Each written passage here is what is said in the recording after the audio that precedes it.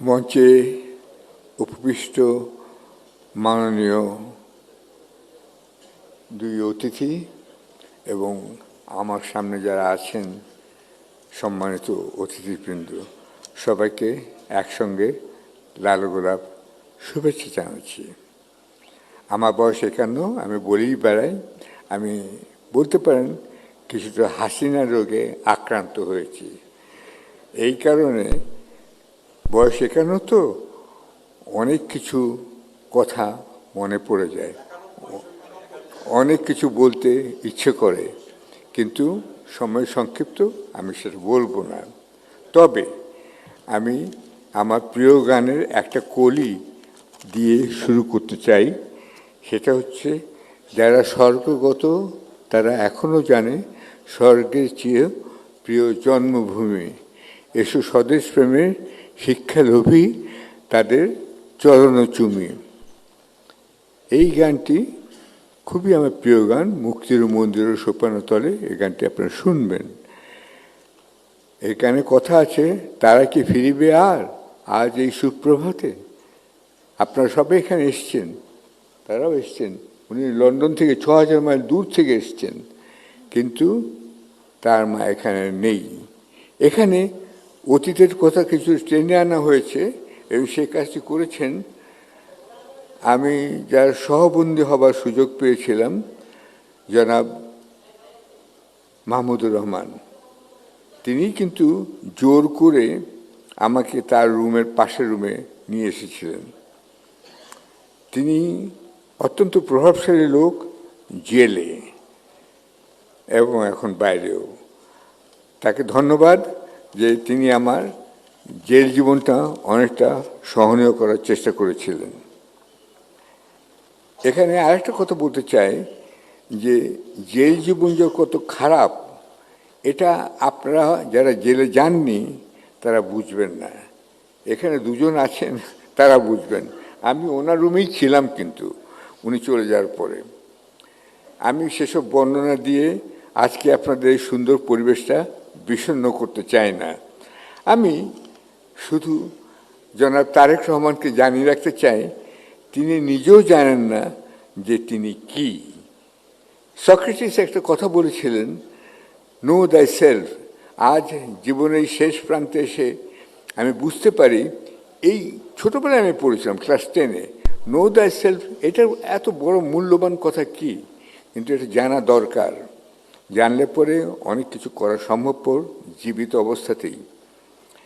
President Zia Rahman জানতেন না যে তিনি কত পপুলার। তার জানাজাতে অবিস্মরণীয় লোক হয়েছিল তখন। আর তারপর আমরা দেখলাম ম্যাডাম খালেদা জিয়া, তিনি যখন মহাপ্রাণ করলেন, তখন সারা বাংলাদেশি হয়ে গেল জানাজার একটা ক্ষেত্র। এটাও একটা অভূতপূর্ব ঘটনা, এটা বুঝতে হবে। তারেক রহমানও জানেন না যে তিনি আসলেই কত জনপ্রিয়। আমি যখন জেলে গেলাম, তখন জেল বন্দিরা সবাই তার কথা আমাকে জিজ্ঞাসা করত। সবচেয়ে বড় কথা, পুলিশরাই জিজ্ঞাসা করত। যারা আমার রক্ষক তারাই জিজ্ঞাসা করত, উনি কি জানেন কেমন আছেন? বলতাম, উনি তো লন্ডনে বহু দূরে আছেন, আর আমি আপনাদের এখানে আছি। জেলখানার মধ্যে আরেকটা জেলখানা কিন্তু আছে, সেটা কিন্তু সুরক্ষিত, সেটার নাম চম্পাকলি।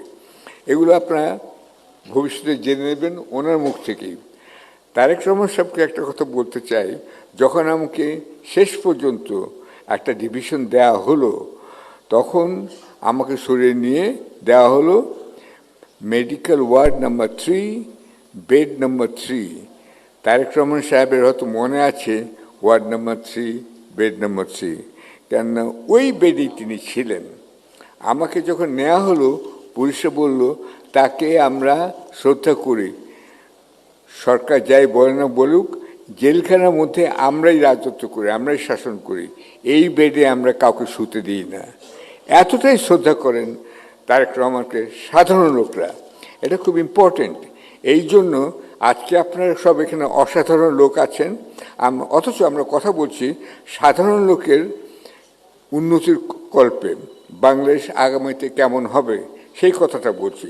সেই জন্য সাধারণ লোকের সঙ্গে তিনি যে দেখা করবেন, যাচ্ছেন উত্তর বাংলায়, এটা খুবই ভালো কথা। একই সঙ্গে আমি এটাও বলবো যে বিদেশে যেসব প্রবাসী এখনও বসবাস করছেন তাদের সঙ্গে একটা যোগসূত্র স্থাপিত তিনি যেন কন্টিনিউয়াসলি অনবরতভাবে অবিরামভাবে করে যান। কারণ তিনি নিজে 17 বছর বাইরে ছিলেন, তিনি বুঝবেন যে কি অবস্থা দেশের, এবং এখন তিনি তাদেরকে বলতে পারবেন। জেলে যাওয়া বিষয়ে আমি আরেকটা কথা বলতে চাই। সকল বন্দীদের তুলনায়, মাফ করবেন আপনারা দুজন, সকল বন্দীর তুলনায় বেগম খালেদা জিয়া, আমি অবশ্য থেকে ম্যাডাম বলে ডাকতাম, তার জীবনটা কিন্তু তার জীবন অত্যন্ত অসাধারণীয়।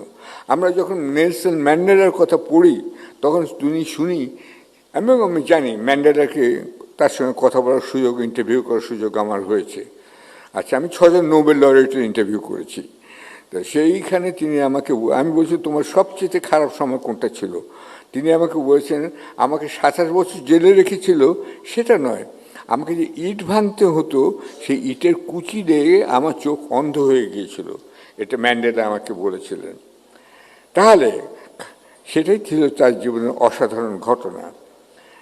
ম্যাডাম খালেদা জিয়ার জেল জীবনের অসাধারণ ঘটনা কি সে বিষয়ে কিন্তু কথা বলা হয় না। এমনকি আমরা ভবিষ্যতে হয়তো তার জেল জীবনের কথা বলবো না, আমরা অতীত ভুলে যেতে চাই। তারেক রহমান দেখেছেন নিশ্চয়ই লন্ডনে অতীতকে কিভাবে শ্রদ্ধা করা হয়। প্রত্যেকটা মানুষকে, প্রত্যেকটা ঘটনাকে, অতীতকে বারবার তুলে নিয়ে আসে বর্তমানে, কেন বর্তমানের ভিত্তি হচ্ছে অতীত, আর বর্তমানে হচ্ছে ভবিষ্যতের ভিত্তি। এটা মনে রেখে আশা করি তারেক রহমানের 17 জীবনের যে তিনি যে সুযোগটা পেয়েছেন লন্ডনে থেকে, তিনি নিশ্চয়ই দেখেছেন, শুনেছেন, জেনেছেন, এবং আমি লক্ষ্য করছি তিনি অত্যন্ত টাইম রক্ষা করে চলছেন, এবং এখন পর্যন্ত যেসব করছেন কিছুটা বিলেতি প্রভাব তার উপর পড়েছে। এটা আমি বলবো তিনি একজন পরিবর্তিত মানুষ হয়ে গেছেন। এটা আমাদের সবার জন্য সৌভাগ্যের বিষয়। তারেক রহমানের কথা বলতে গিয়ে আবার আমি তার মার কথা বলতে চাই। তার অভাব আমি ব্যক্তিগতভাবে খুবই অনুভব করছি, আমার জন্য এটা মর্মান্তিক ঘটনা। কিন্তু আপনারা ভেবে দেখুন যে ম্যাডাম খালেদা জিয়া যখন জেলে ছিলেন তিনি শুধু জেলবন্দি ছিলেন না, তিনি ছিলেন তার স্বজন থেকে বঞ্চিত বন্দী। আমি জেলে ছিলাম, সলিটারি কনফাইনমেন্টে ছিলেন, এখানে সবাই অনেকেই ছিলেন, কিন্তু তারা স্বজনদের সঙ্গে দেখা করার সুযোগ পেয়েছিলেন। ম্যাডাম জিয়ার বন্দি জীবনে তিনি কিন্তু স্বজনদের সঙ্গে দেখা করার সুযোগ পাননি। অর্থাৎ তারেক রহমান, কোকো রহমান অথবা তাদের স্ত্রী এবং ম্যাডামের 3 নয়নমণি, 3 নাতনি, তার নয়নমণি, এদের সঙ্গে দেখা করার সুযোগ তিনি পাননি, কেন তারা লন্ডন থেকে আসতে পারতেন না, তারা এখানে জেলবন্দি হতেন। এই যে বিচ্ছিন্ন, পরিবার থেকে বিচ্ছিন্ন হওয়া, এটা কিন্তু জেল জীবনের ওই ইট ভাঙার চাইতেও আমি মনে করি আরও খারাপ, কারণ এটা মানসিকভাবে অনেকে অনেক দুর্বল করে ফেলেছিল, এবং তিনি প্রথম 2 বছর কোনো চিকিৎসার সুযোগই পাননি। আমি অত্যন্ত দৃঢ়ভাবে বিশ্বাস করি এই বিষয়ে একটা তদন্ত হওয়া দরকার, বিশেষ কমিটি হওয়া দরকার, কেননা আমরা সবাই মরব। বিলেতে একটা কথা আছে, ট্যাক্স আর ডেথ আর আনঅ্যাভয়েডেবল। তো ঠিক আছে, আমরা সবাই মরব, কিন্তু কারো অকাল মৃত্যু হয়, কারো মৃত্যুটা আপনার দেরি করে করা যেতে পারে, এবং আমি মনে করি ম্যাডামের মৃত্যু কিছুটা অকাল মৃত্যুই বটে। কেন হলো, কেন তার চিকিৎসার সুযোগ দেওয়া হলো না, কেন তাকে আত্মীয়স্বজন থেকে বিচ্ছিন্ন রাখা হলো, এসব বিষয়ে একটা বিশেষ তদন্ত কমিটি গঠন করা উচিত। যাই হোক, এরপরে আমি আমার বক্তব্য সংক্ষিপ্ত রাখছি।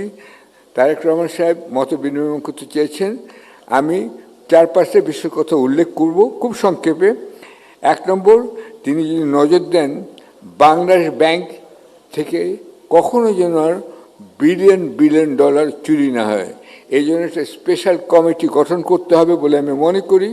আপনারা জানেন যে সেখানে আইটি ব্যবস্থার ফাঁক ফোকরে আপনার রাকেশ আস্তানা নামে একটা লোককে, ইন্ডিয়ান, এইখানে জয় তাকে অ্যাপয়েন্টমেন্ট দিচ্ছে সিকিউরিটি রক্ষা করার জন্য, এবং রাখাল বালক নামে যিনি নিজেকে গর্বিত বোধ করতেন, বাংলাদেশ ব্যাংকের গভর্নর মিস্টার আতিউর রহমান, তিনি সত্যি বালকই ছিলেন, এটাই বলতে চাই। কেন তিনি বালকটা হলে পরে এত বিলিয়ন ডলার চুরি হতে পারে না, এবং সেটাও তিনি এক মাস গোপন রেখেছিলেন, প্রধানমন্ত্রী হাসিনাকে বলেননি। এটা তদন্ত হওয়া উচিত, কেন তিনি বলেননি, এবং হাসিনা জেনেও তারপর অ্যাকশন দেরি করেছিলেন। বাংলাদেশ ব্যাংকে যাতে আর কখনো এই ধরনের চুরি চাপাটি না হয় সেদিকে তিনি গভীর মনোযোগ দেবেন বলে আমি আশা করি। এবং একই সাথে কমার্শিয়াল ব্যাংকগুলো থেকে যে এত টাকা পাচার হয়ে গেল সেটাও কিভাবে হলো সেটাও আমার মনে হয় এই বিষয়ে তার নজর রাখতে হবে, কেন এটারই প্রতিফলন ঘটে আমাদের দৈনন্দিন জীবনে, নিত্য প্রয়োজনীয় জিনিসপত্রের দামের উপরে, আপনাদের থাকা খাওয়ার উপরে, মাসের শেষে বেতন পাওয়ার উপরে। সেই জন্য আমি এটাকে গুরুত্ব দিতে অনুরোধ করছি উপস্থিত দুই মাননীয় অতিথিকে। আর দ্বিতীয়ত হচ্ছে, এটা হলো সবচেয়ে উপরের কথা, অর্থাৎ বাংলাদেশ ব্যাংক এবং কমার্শিয়াল ব্যাংকগুলোর কথা। কিন্তু সবচেয়ে নিচের কথা আমি এখন বলতে চাই, সেই সাধারণ মানুষদের কথা যারা এই মিটিংয়ের বাইরে আছেন, আমার ড্রাইভার থেকে শুরু করে বাড়ির বুয়া পর্যন্ত, কৃষক থেকে শুরু করে সাধারণ ব্যবসায়ীদের কথাও বলতে চাই। তাদের দৈনন্দিন খাবারপত্র যেন, জিনিসপত্রের দাম যেন সঠিক থাকে, তেল ফেল এবং তারা যেসব খাওয়া দাওয়া করেন, নিত্য প্রয়োজনীয় জিনিসের দ্রব্যমূল্য যেন তাদের আয়ত্তের মধ্যে থাকে, এটাও তিনি লক্ষ্য রাখবেন আমি আশা করি। 3 নম্বর, এটা রাখতে গেলে আবার আইন ও শৃঙ্খলা বাহিনী কিন্তু ঠিক রাখতে হবে। এবং আইন ও শৃঙ্খলা বাহিনীর মধ্যে আমি বিশেষভাবে চিহ্নিত করতে চাই পুলিশ বাহিনীকে। পুলিশ বাহিনীর একটা উভয় সংকটে ভুগছে। একদিকে তাদের সরকারের কথা নির্দেশ মানতে হয়, আরেকদিকে আন্দোলনকারীদের তাদেরকে দমন করতে হয়। কিন্তু কিভাবে? খুন করে, গুলি করে, নাকি লাঠিচার্জ করে, নাকি মানে ওয়াটার স্প্রে দিয়ে বা পেপার স্প্রে দিয়ে, পেপার না ওটা পেপার স্প্রে দিয়ে, এইটা কিভাবে করতে হবে? এইগুলো আপনাদের পুলিশ বাহিনীকে যদি সঙ্গে রাখতে পারেন এবং পুলিশ বাহিনীকে নতুন নৈতিকতা, নৈতিক মূল্যবোধ দিতে পারেন, তাহলে আমি মনে করি আগামীতে যে সরকার গঠিত হবে তারা, এবং বিশেষত তারেক রহমানও যদি এই বিষয়ে যথার্থ পদক্ষেপ নেন, তাহলে পুলিশ বাহিনীকে নতুন সাজে সজ্জিত করা যাবে। আমি তাদের সঙ্গে কথা বলেছি বিভিন্ন পর্যায়ে। আমার একটা সুবিধা আছে, যেহেতু টেলিভিশনের মধ্যে উপস্থিত হয়েছি, আমার মুখ দেখলে চিনে ফেলে এবং আমাকে সরল বিশ্বাসের দ্বারা অনেক কথা বলে। আমি জানি যে এই যে সম্প্রতি একটা সমীক্ষা বেরিয়েছে, দেশের 70% মানুষ বিএনপিকে ভোট দিতে আগ্রহী, এই কথার মধ্যে সত্যতা আছে। কিন্তু এই আগ্রহটাকে ভোটে পরিণত করতে হবে এবং তারপরে ক্ষমতায় যেতে হবে, এই তো কথা।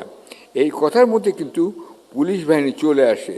তাদেরকে যদি আপনারা নতুন নৈতিকতা, মূল্যবোধে আপনারা শিক্ষিত করতে পারেন, তারা কিন্তু প্রস্তুত আছে আপনার সাথে কথা বলার জন্য।